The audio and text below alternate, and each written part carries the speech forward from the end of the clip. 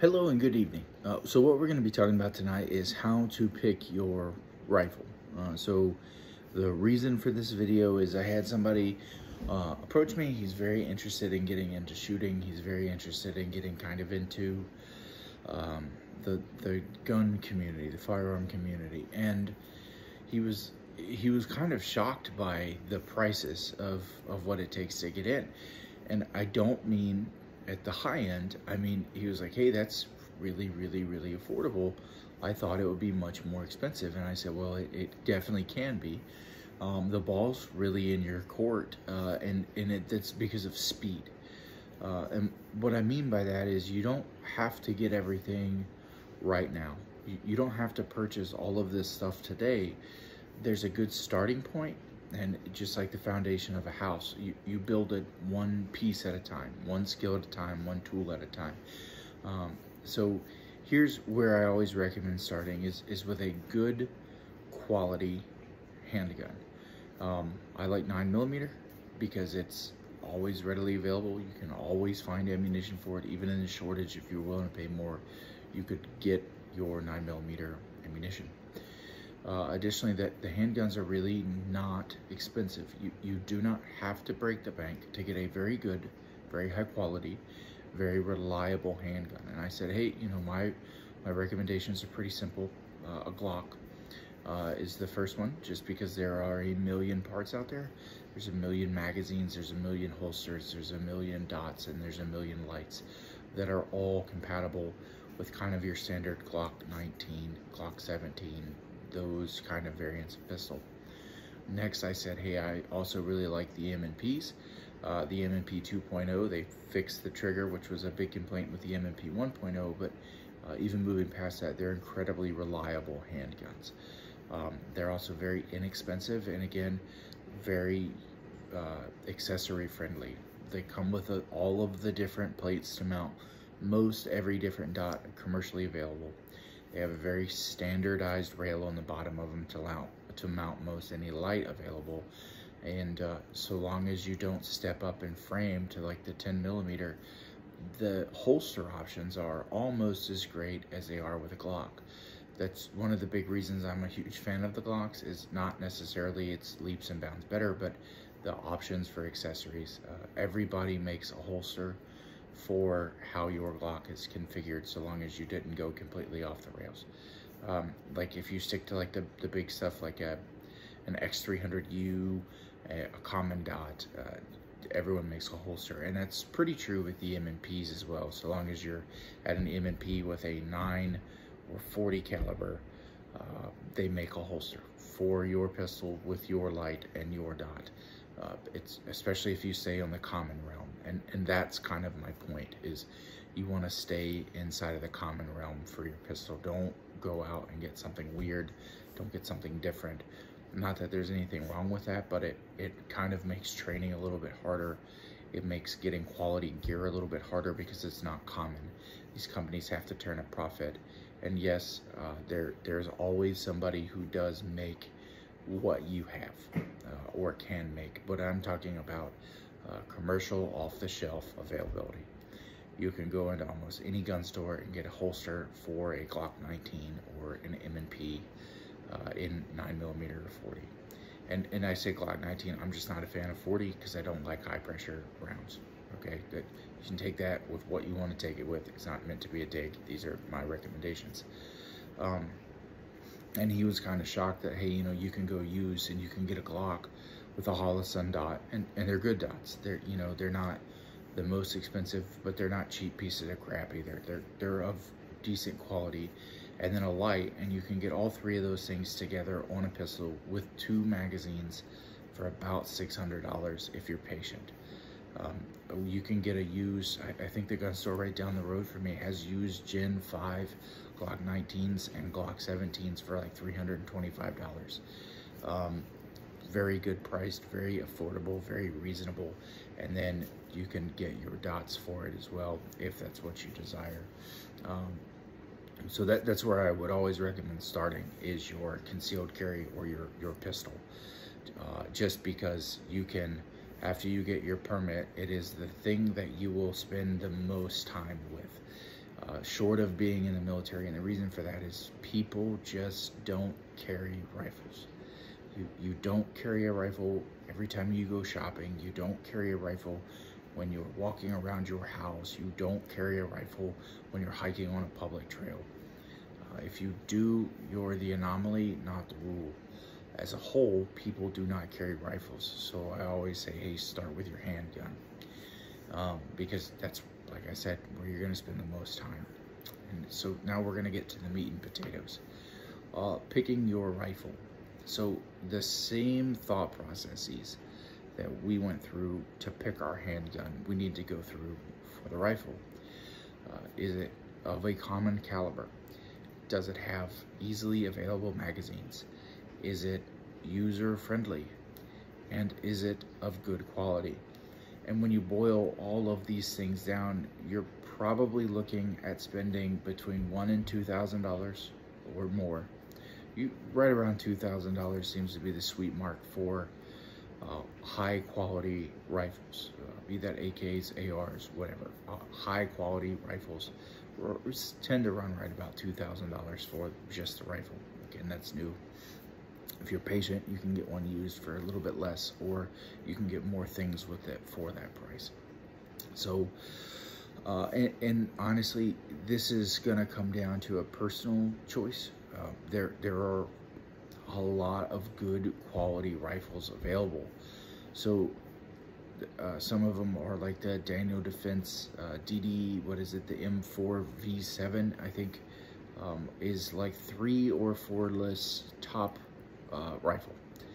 I think, I forget which website had it, but I saw them ranging in price between $1,874 and about $2,069, depending on where you're purchasing it, is kind of that range. And that's a very, very, very good rifle. That's about, you should expect to spend a little bit less if you go with a Bravo company, a little bit more if you go with a Noveske, and there are a few other companies, but generally speaking, Daniel Defense, Bravo Company USA, and Noveske are fairly widely regarded as very good quality rifles for an AR. And if you decide you want to go with a 7.62x39 or an AK, Arsenal is right around that same price range. I think they had the Rifleman package for like $2,000, $2,100 on KVAR USA last week, and then they've got some of the Arsenal Sam 7s for about $1,600. If you go with a stamped receiver instead of a milled receiver, you can shave off a couple $100 bucks. So like I said, you're going to be looking at that $1,000 to $2,000 range. Seems to be the sweet spot. And again, that's just for the rifle out of the box.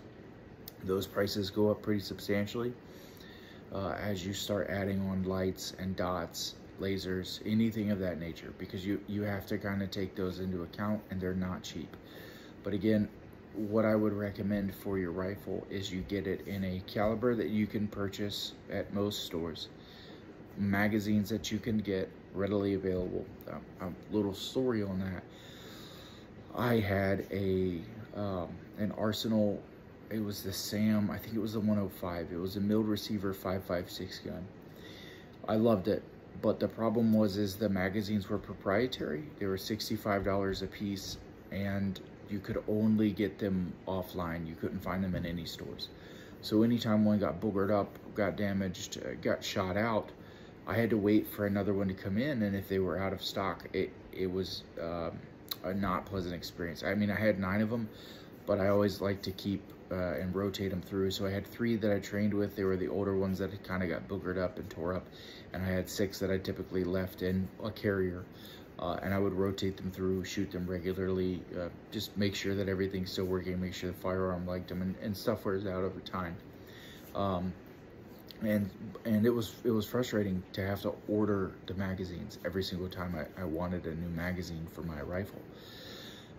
So that was one of the things that I said, hey, I no longer wish to own a rifle that I cannot get magazines for commonplace. And then that kind of, another thing is I had a 5.45x39 AK as well, which 5.45x39 is popular ammo, but not popular to keep on a shelf. which led me to my next point, which is I try and keep as many of my firearms as I can. I don't want to say all, but as many of them as I can, especially my carry weapons, where I can get ammunition at Walmart. So your 5.56, 7.62 by 39, 7.62 by 51, 9mm, 45, 40 is pretty common, 357, 38 special, those kinds of very, very, very commonplace rounds. And if the Walmart near you doesn't sell handgun rounds, I apologize. I'm using that as an example. You want to make sure that your ammunition is commonplace available. You don't want to be shooting something that you can't just run to the store and get ammunition for.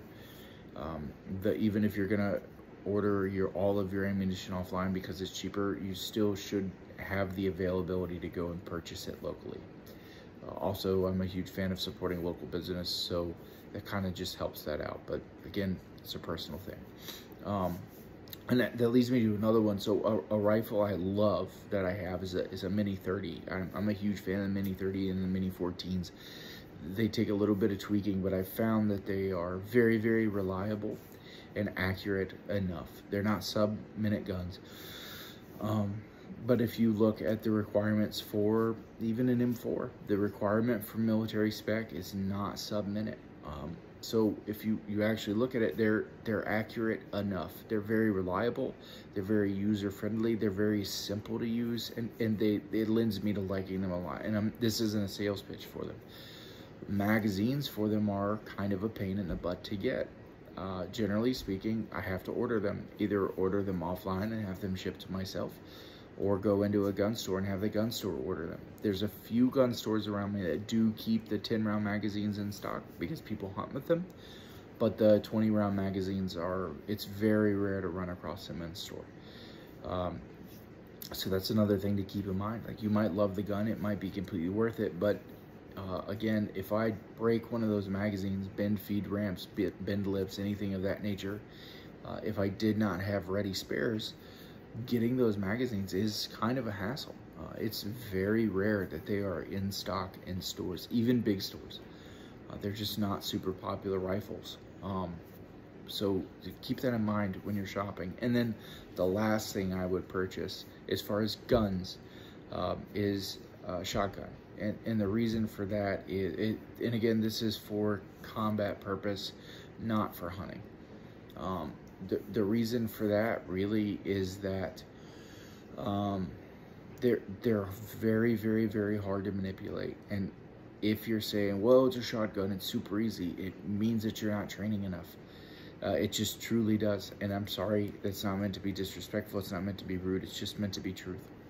Manipulating a shotgun in close quarters, they always have to be reloaded. They're very, very, very easy to use at a baseline level.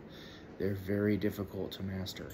So the delta is pretty big between, hey, can you safely use this, and hey, can you effectively use this? Because it's completely different. One of my buddies said it great the other day. We were having a conversation. He said, shotgun shells get damn slick when your adrenaline's pumping. And he's right. And I really would ask that you think about that.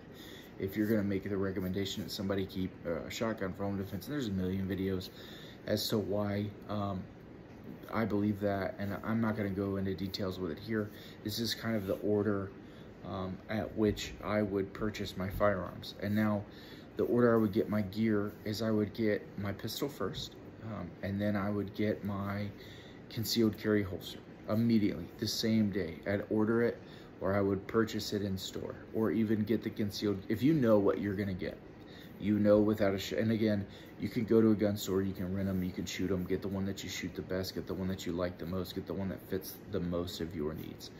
Like, for example, I have a Glock G48 MOS right here. I love it. It's a wonderful carry pistol. It does have some pitfalls. It has some downfalls, but for, like I said, 90% of the time, I'm just carrying a pistol with a spare magazine. This meets those needs.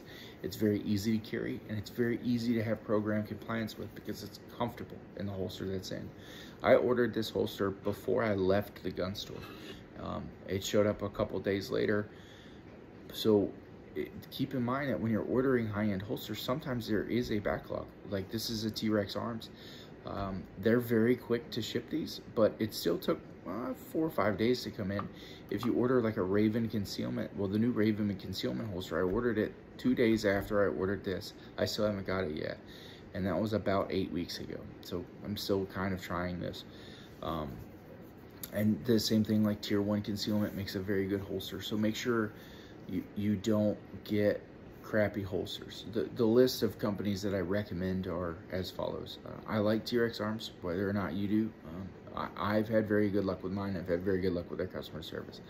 I like Raven concealment. I like Tier 1 concealment. And I like the Haley strategic stuff, the Incog, the G-code, all of anything that has Travis Haley's name on it. I've had phenomenal luck with, and I can't recommend it enough. Those are really where my recommendations are. Crossbreed is okay. It's very comfortable. I found it's a little bit slower.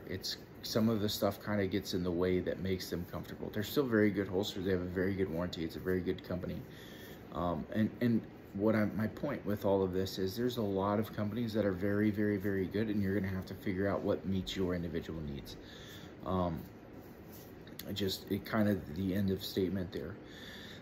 So next, what I would advise is you start setting up your belt, right? Your battle belt, whatever that's going to look like. So you're going to have your concealed carry, you're going to have your spare magazine or spare magazines that you either are or are not going to keep on your person. Please keep in mind your spare magazine is not for extra ammunition, it's for clearing malfunctions. So please keep that in mind when you're choosing whether or not to carry.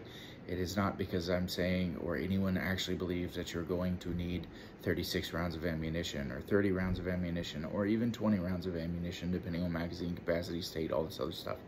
It's the fastest way to clear a malfunction. So then look at your belts, and this is a lot of research you can do ahead of time because it'll lead you more towards your commonplace pistols where, hey, yep, cool, I now have a concealed carry system that I know I want, that I like. And now I look at my battle belt. Okay, cool. What does that look like? What type of belt are you gonna want? What brand of holster are you gonna want? And that is what level of retention are you gonna want on your battle belt? That is really where, like, your M&Ps and your locks that are very, very, very popular kind of pull away, is when you start to set up those, hey, I'm not just looking for a concealed carry holster, I'm looking for a battle belt so I can have a full system. That's where those really start to pull away, is because everybody makes holster for them. So like Safariland makes a good holster for them, and then those same companies make them as well, where you can actually get level 2, level 3 retention holsters for that same pistol with that same light on it. So all you have to do is pull it out of your concealed carry holster and you can stick it in your battle belt, and now you're ready to have a different level of training. And you get that, and I like high-speed gear a lot for like the magazine pouches. Everybody's gonna have their own opinion, so please do your own research. And then you should get your belt, a holster that fits your individual needs. Please do your own research on where that holster should be and how you should set it up. My general rule of thumb is between 3 o'clock and, I'm right-handed, so between 3 o'clock and 12 is where my pistol goes, and I typically split that distance, and it sits right along my just forward of center line. But that's typically where I want it. I want it favoring towards the front of my thigh or appendix. It's just where I've found that I like it the most. It's the easiest access, it's out of the way, it doesn't bump on anything. We'll get into that. Maybe not here, but we will. So then you set your belt up for your pistol. This is where you start looking at things like, hey, do you need a radio pouch? Do you need a comms pouch? You don't necessarily have to buy the radio or the comms unit, but on that battle belt is when I would purchase my medical supplies. So North American Rescue makes awesome, awesome, awesome stuff. And remember, that's for you, right? That's not for helping your buddy. You're not spending the money on that kit so that you can help other people. You're spending the money on that kit so somebody can help you. So please don't skimp on your medical kit. So that's why I say I really like North American Rescue. Their stuff's absolutely phenomenal. They're pretty reasonably priced, and it's good quality stuff that can literally save your life. So when I'm setting up my belt, that's like one of the first things that goes on there is magazine pouches, holster, medical kit with a tourniquet. The Rat's tourniquet's phenomenal. Can't say enough good things about them. Really highly recommend them. So then now you're completely set up with your pistol. And hopefully along this, you've trained at every step of the way, right? You've got your pistol, you've ordered your holster. While you did that, you took a class, like a basic fundamentals of handgunship class. And you've said, okay, now I can safely operate this pistol. Then your concealed carry permit or your concealed carry holster comes in. You now take a concealed carry operators class, right? Where it's this is how you draw from concealment. This is how you use your weapon effectively to defend yourself. Wonderful.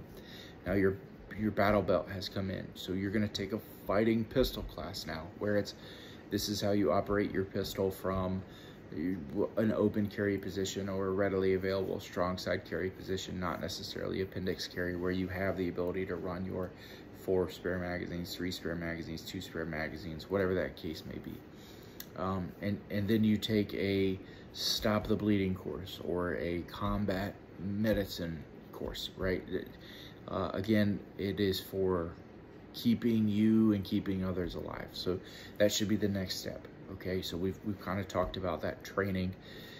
So now you've done all 3 of those things, and you should be pretty good with a handgun by this point. Maybe you start to do force on force stuff. I know a lot of places will do that.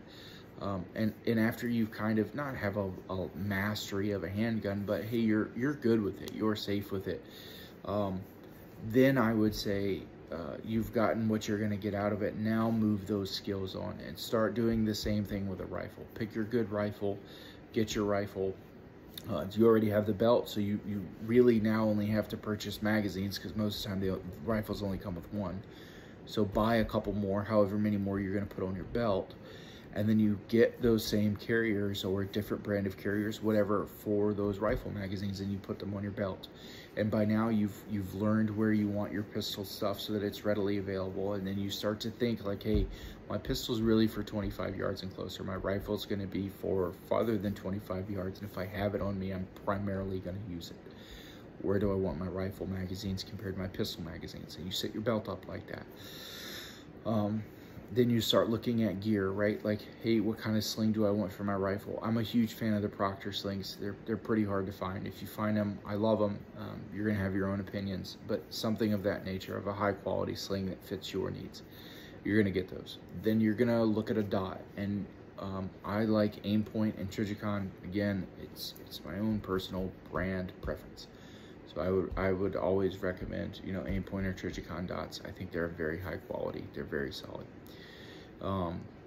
And you're gonna get those, and then you're gonna want a light. I like the Surefire torch. The battery that comes with it, it's rechargeable, and like the stupid vape chargers or whatever. So those batteries are readily available everywhere. You can go into any vape shop and they have those same exact batteries that you can get.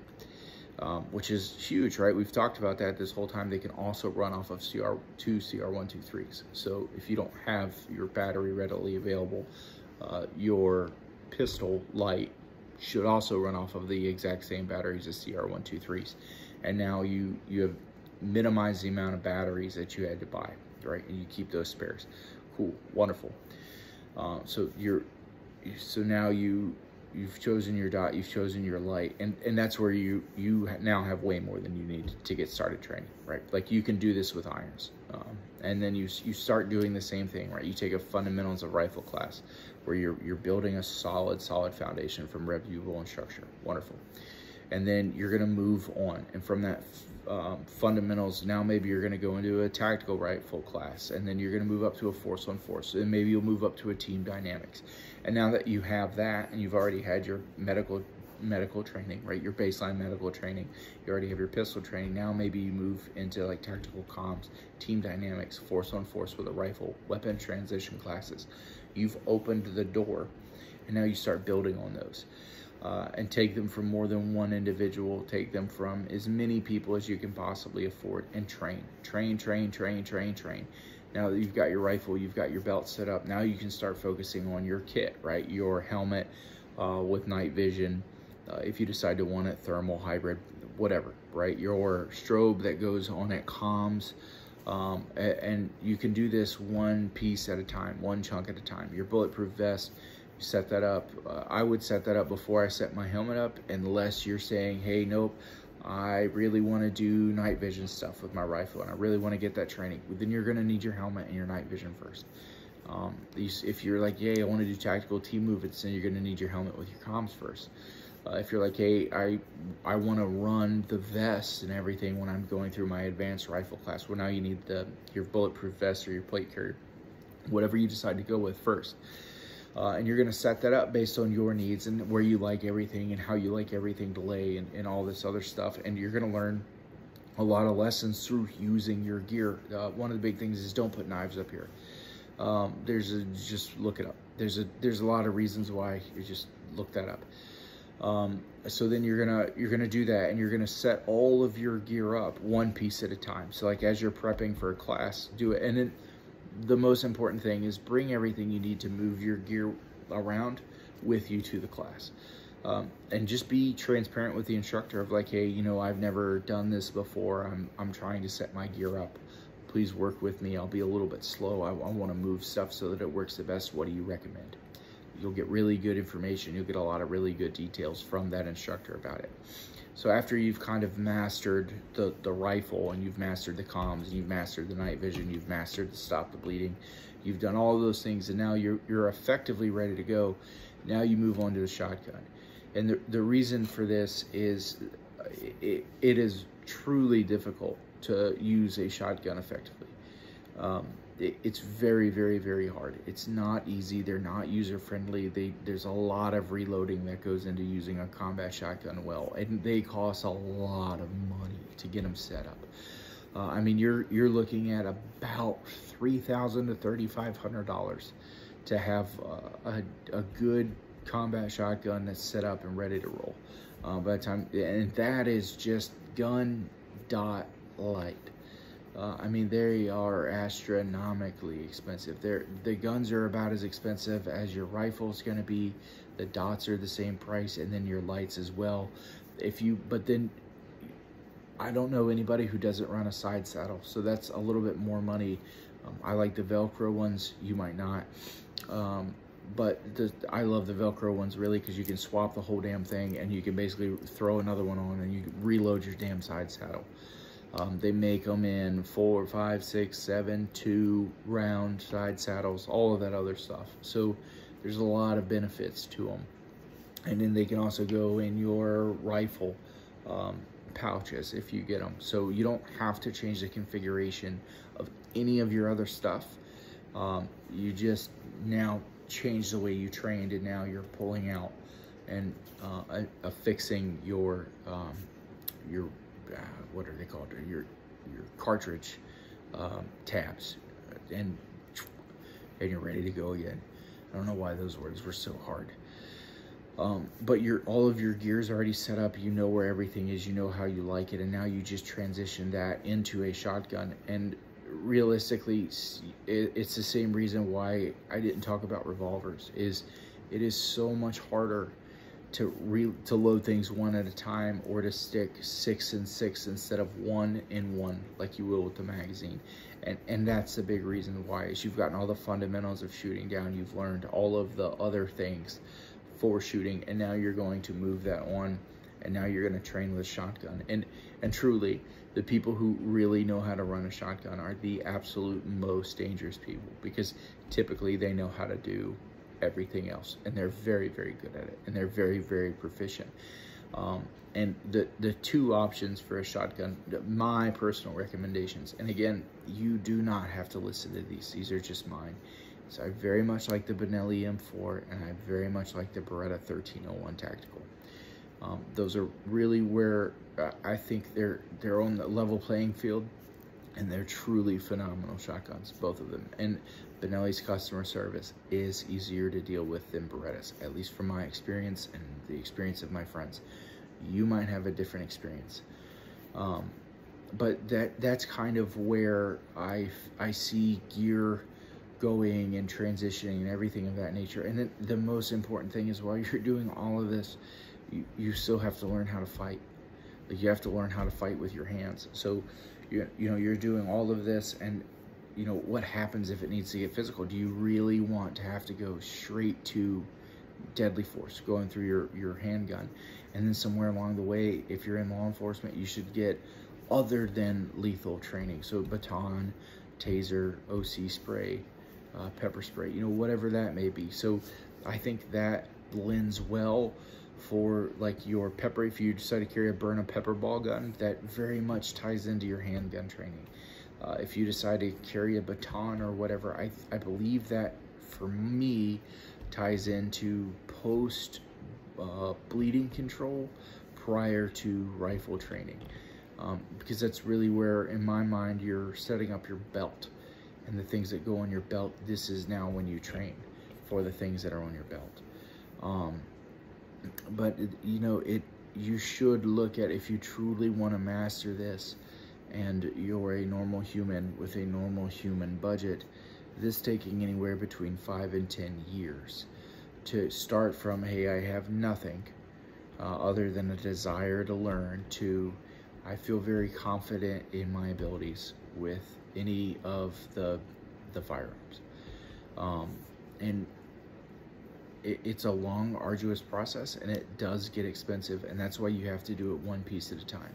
Don't get overwhelmed, right? Like, if you can afford a $324 Glock, and don't skimp on the holster, you can get a used Safariland holster for 20 bucks. Please, for the love of God, don't run the Uncle Mike's. It is not that much more expensive. A lot of times it's cheaper, because you can get used Safarilands or used holsters that are not crap for $8 to $15 in a grab bin at a pawn shop. And so then, if that's what you have, buy a snap cap, and run the snap cap, train with the snap cap, just so you don't damage your pistol. If you can't afford any of these classes, you can get the Mantis system used off of eBay for between 80 and 100 bucks. And it'll give you all of the feedback based off of what you're doing, and you'll be able to do a lot of that, and then you can truly transition from that, and you can watch the videos. They're on YouTube. There's a million of them out there, so you can watch those videos and then move on from there, and kind of at your own pace train, and at your own budget train, but save up. Go to the classes. Get someone else to teach you.